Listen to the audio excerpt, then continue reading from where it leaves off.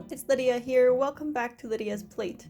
So today I am going to be making chicken balls and a sweet and sour sauce. This is different than my regular sweet and sour sauce. It's the one that I found together with the recipe for the chicken balls. I'm going to start off by putting the lard in my pan here so that I can deep fry the chicken balls.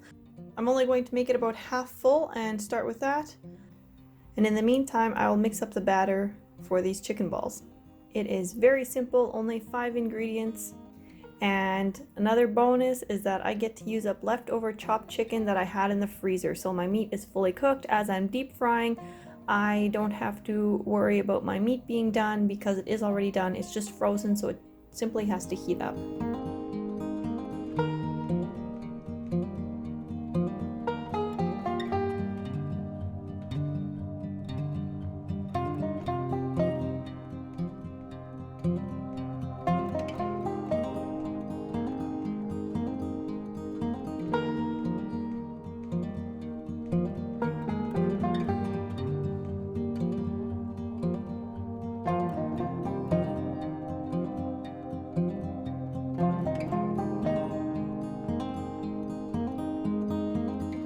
I'm leaving everything out because it's been quite a few years since I've made these. For some reason, I remembered them being a lot more time consuming than what they ended up being. They ended up being so quick that I definitely want to add them to our regular meal rotation, and it's a nice switch from having sweet and sour sausage or sweet and sour meatballs with rice or even sweet and sour stew meat.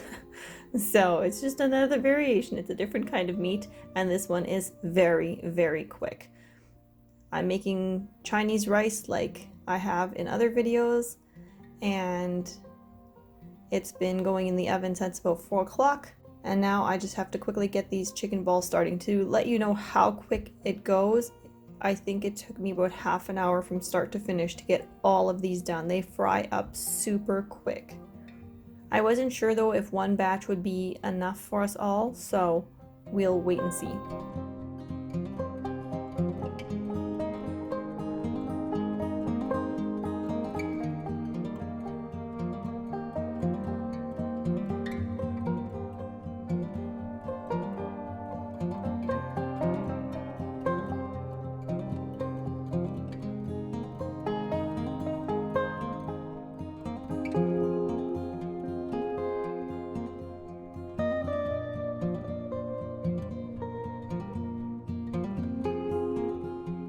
Change my mind here. I was going to put the chicken balls onto that plate, but this dish can go into the oven.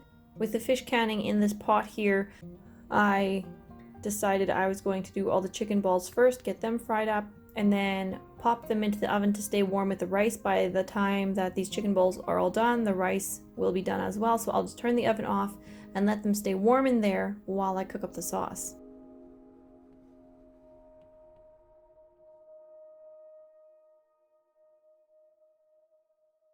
Don't they look so nice and golden?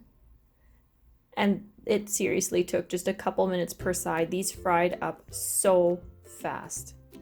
I don't know if I have mentioned this in other videos, but yes, we deep fry in lard. And partly because with butchering our own hogs, we have quite a bit of lard, but also because from my research and my understanding, lard is one of the few things that contains natural vitamin D. So at least when we're eating lard, then we're getting more of that vitamin D, which I think is also super crucial, especially now in winter when we're not getting as much sunshine.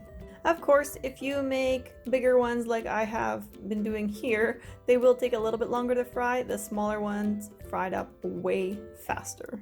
The original recipe did say to use cubed chicken breast, but I have this leftover chopped chicken from roasting a chicken, and it is super convenient and easy for me, saves me a step. And don't we all like shortcuts?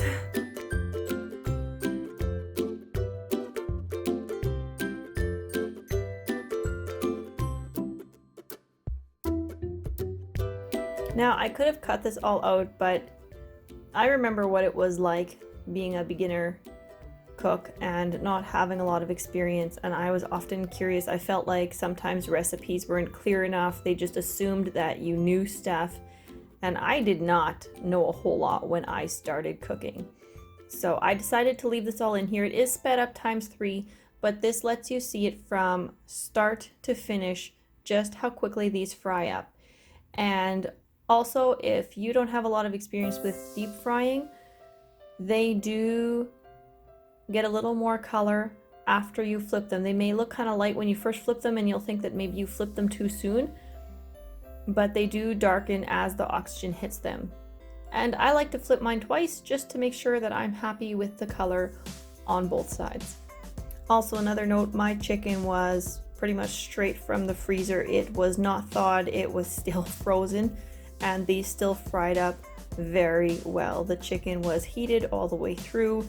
I had no problems with that whatsoever. Another little tip or trick that I've been using is if I use lard to fry in like this, I have been using that lard later on when I make bread or buns, whether I make them in my mixing machine or if I make them in the bread maker. I will often use up a little bit of this lard in those recipes, and that way it is not wasted. Or I will try adding it with the bacon grease and use it for soap.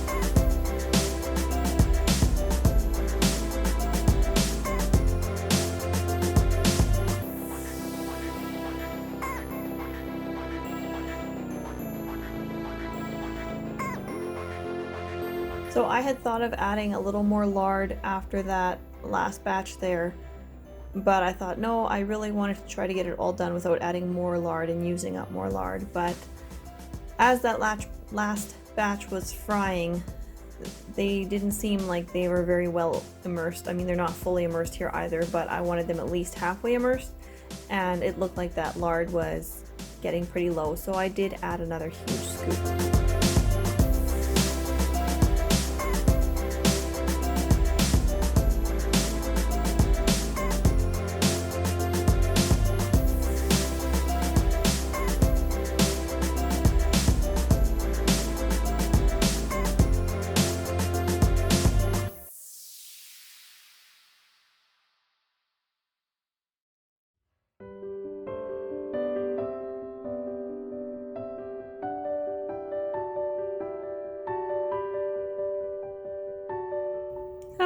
I wasn't sure if that bowl was gonna stay there or if all of a sudden I would have a big crash behind me and that last little bit of batter everywhere, but it worked. It stayed there, thankfully.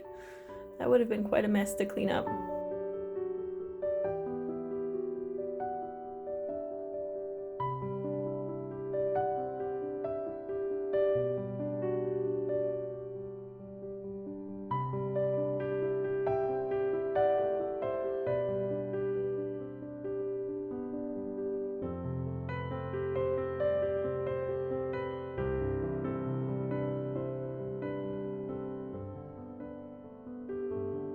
If you're curious what all these pots are, I've got fish canning for my first time ever in this pot on the oven, and then that really huge pot, that is another triple batch of kombucha, or tea for making kombucha rather.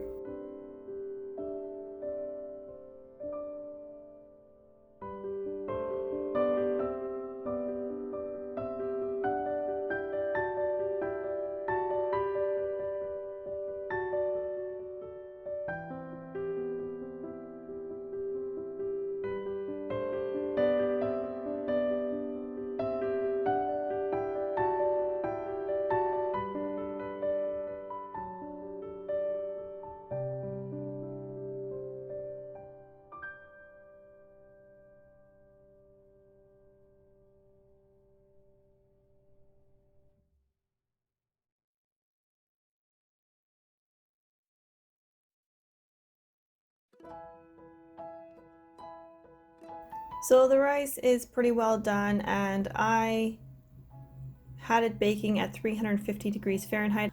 I wasn't sure at what temperature paper towel would ignite, and I didn't want to take any chances.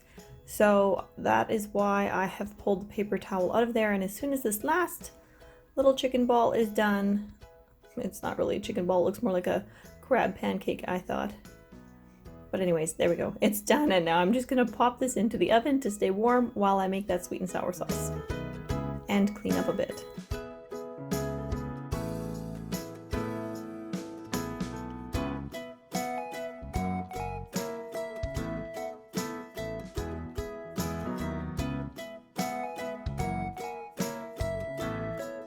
And if you're new to using cast iron like I still am, I had my element set on dual. I can have just a single element going here or both. I had both going, and I believe I had it set on the second setting, which would be like medium low. And that was still spitting and popping quite a bit, but not near as bad as when I had it on medium high. Didn't really go too far out of the pan, if at all. And then I had a surprise here with the sugar. I should have used a spoon and broken it up a little bit, but oh well, now I get to sweep the floor yet once I have this sauce on the oven.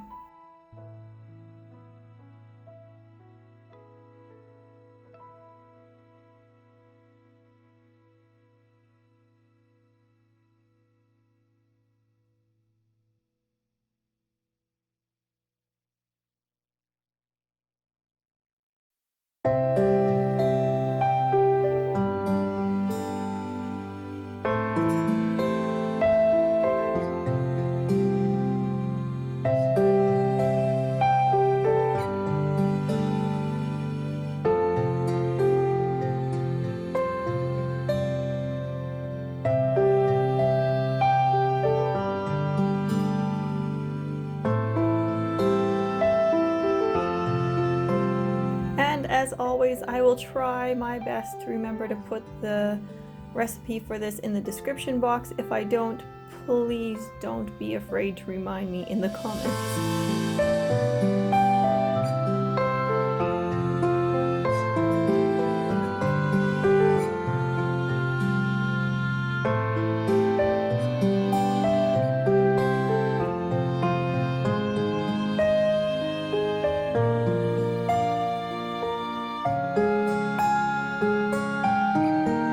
The kids are helping set the table. Cleanup was that easy. It's pretty much all done. A couple of these dishes to put into the dishwasher yet, and then we are pretty much ready to eat supper.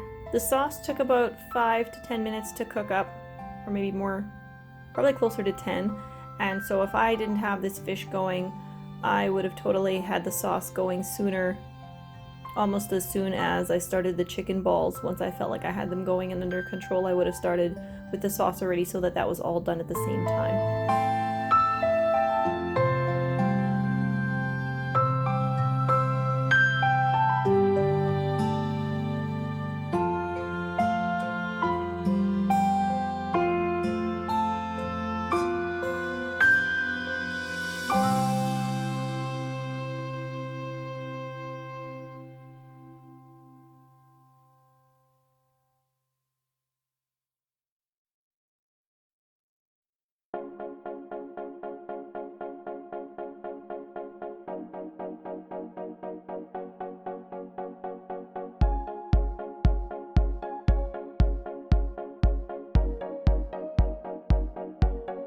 So there you go, that's just to show you kind of how runny it still was. It doesn't get super thick, but it was delicious. And the recipe just said to do a splash of soy sauce, so periodically I was smelling the sauce to make sure that it did smell like a sweet and sour sauce, because it was a lot darker than what I remembered it being. I thought it was supposed to be a lot more red, but it was a lot darker. Anyways, this is my plate now. Thank you so much for watching. I hope you've gotten another idea of what to put on your plate and that you have enjoyed watching. Thank you so much. I appreciate each and every one of you, and I look forward to bringing you another video next time. Bye everyone.